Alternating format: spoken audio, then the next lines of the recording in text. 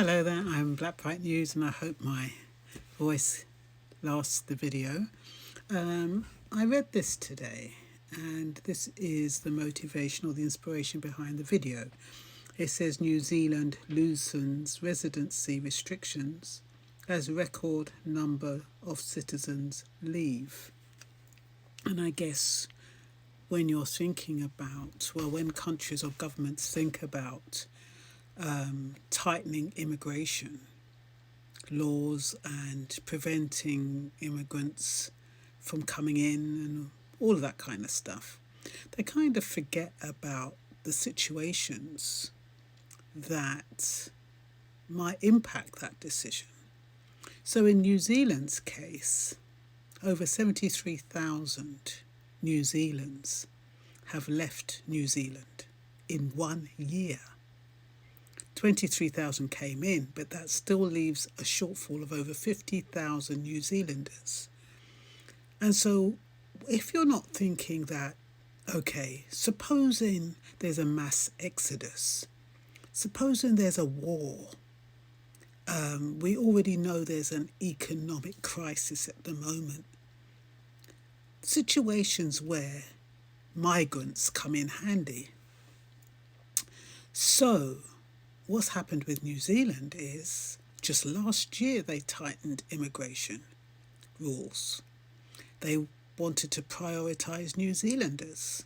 Same like Reform UK, same principles. Prioritise your own and get rid of the immigrants or reduce them or whatever it is you want to do. But they didn't bargain on an exodus. Now most of them have left because of the shrinking GDP. That's the main reason the country is going downhill, and goodness knows what else is happening.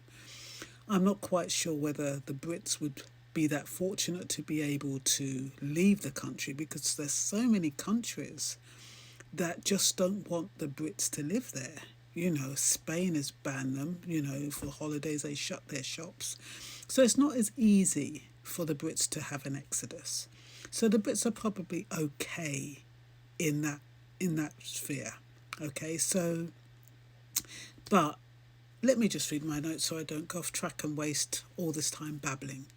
Okay, it was only last April last year, 2024, when New Zealand tightened immigration rules due to unsustainable migration levels, which had nearly doubled since the pandemic. They fueled inflation and put a strain on housing, the same as the UK. So the government decided they were going to put New Zealanders first for jobs without shortages. That was their mantra. Similar to Reform UK, to put British citizens first. However, the government didn't bank on those. They wanted to prioritise leaving New Zealand in record numbers. And like I said, 73,400 New Zealanders left the country between July 2024 and July 2025. That's a hell of a lot of people to leave a country. Only 23,000 returned.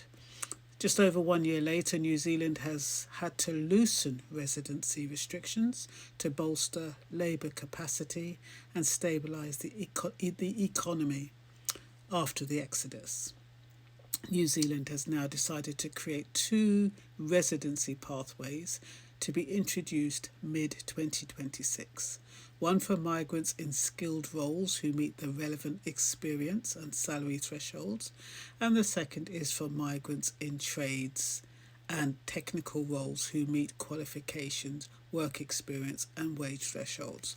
Now, why they have to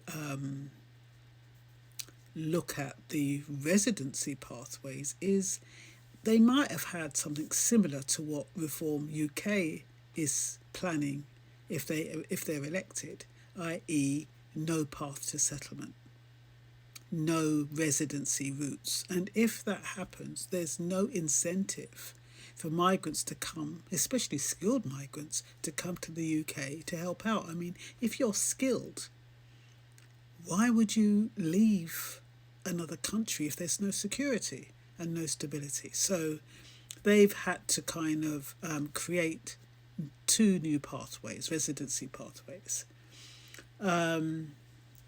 There appears to be an arrogance that suggests that with no incentives, skilled migrants or immigrants will want to invest thousands of pounds into a country that cannot offer stability. And I think that is the case. I think, for some reason, the government think that they just want to come here just for the hell of coming here. There's nothing wrong with where they live. I think there's this concept or perception that where they're living at the moment, a lot of foreigners or migrants, is so bad they want to escape it. But that's not how it is. A lot of people leave a country, comfortable living, nice homes, good jobs, just for the experience of the UK. And if they do happen to get a job and they can actually stabilise, they stay. But if there is no incentive, they don't have to leave where they are. I know when my mother came, and that was 1950s, and she had her own sewing shop, tailoring shop. She had a beautiful home. She lived in the country, goodness knows. But she saw England as an opportunity, a way to make, they think it's more money, but they don't realise that the money that you make in the country is not the same as if you bought that money and took it back to Jamaica.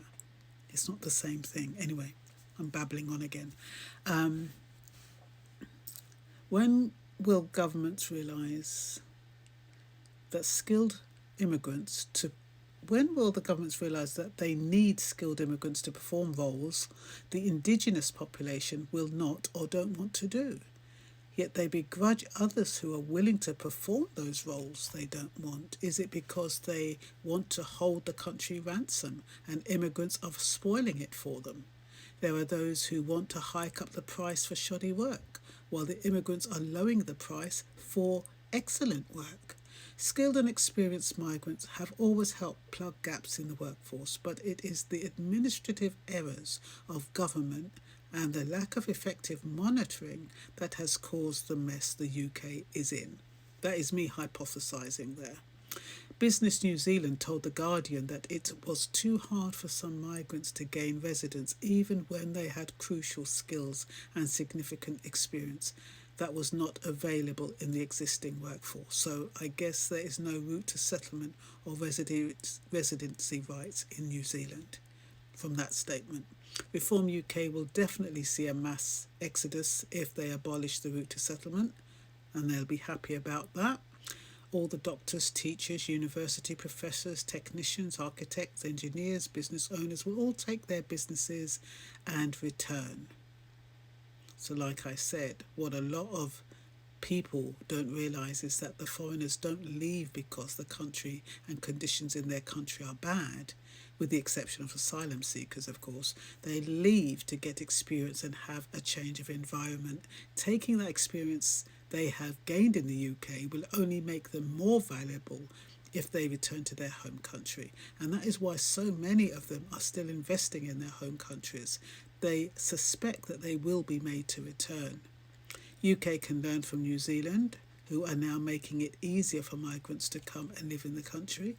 Or if they think that, there's not going to be a mass exodus, there's not going to be a war, they can do good all by themselves. They'll do the jobs that the immigrants were doing. Then, it's all hunky-dory. But they have to be honest with themselves, and they have to really ask themselves, do I want to do that?